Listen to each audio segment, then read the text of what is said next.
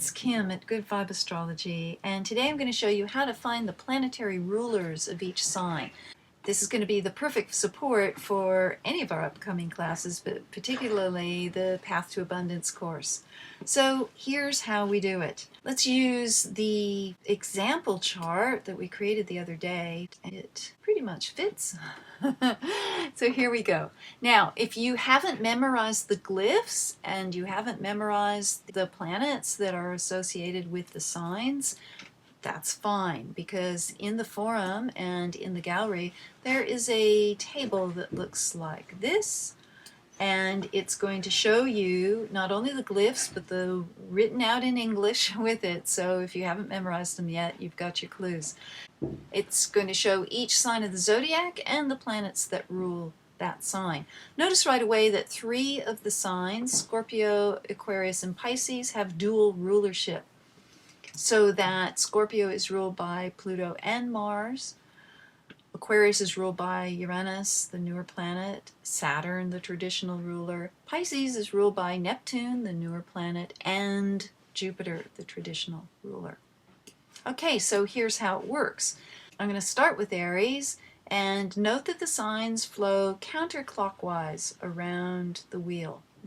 So Aries begins the zodiac, we're going to start there. And we can see that about the middle of Aries is on the cusp of the 2nd house.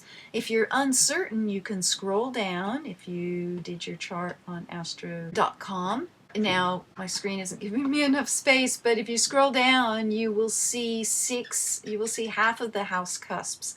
It only gives you half of them because the opposite sign is always going to be in the identical degree and in the exact opposite house. So that if we have 16 degrees of Aries on the cusp of the 2nd house, we're going to have 16 degrees of the opposite sign, Libra, on the 8th house, which is the opposite sign.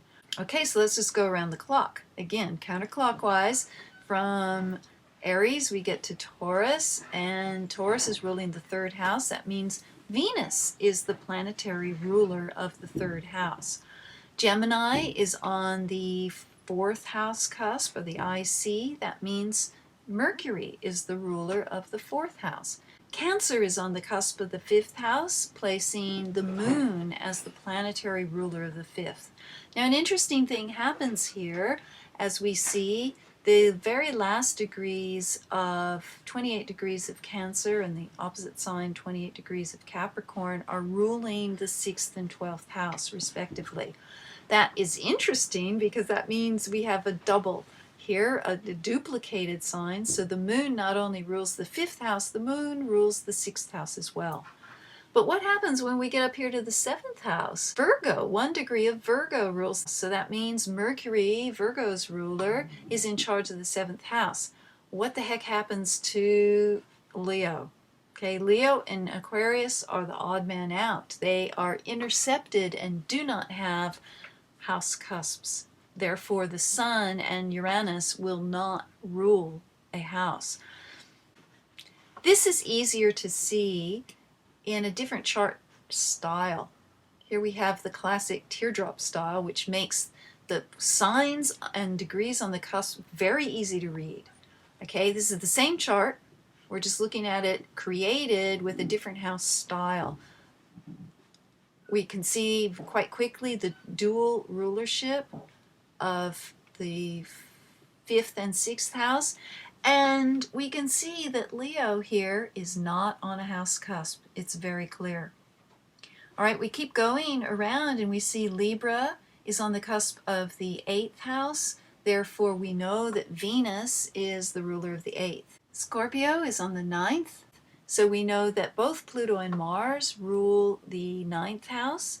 Sagittarius is on the midheaven, and that means Jupiter rules the 10th. Capricorn is on the 11th, meaning Saturn rules the 11th house. Capricorn is duplicated here on the 12th house cusp, because it's opposite of Cancer, and that means Saturn also rules the 12th house. Aquarius is intercepted. All right, so these different chart styles can be very helpful for seeing what's going on here. Pisces is on the cusp of the first house. Pisces is rising. Therefore, both Neptune and Jupiter rule the first house. And it's good to note that what we term the chart ruler is always the ruling planet of the first house. So in this case, we would say Neptune and Jupiter are the chart rulers of the abundance chart that we created for this day. Okay, armed with your chart, and remember you've got access to this table so you can double check rulerships and the glyphs. Go to your chart and make a list of each planet that rules each house, but particularly remember we wanted to find the ruler of the second house, but we'll be interested in others as well. Also find your chart ruler. It's a good thing to know. All right, that's it for today. Get out your charts and find your ruler.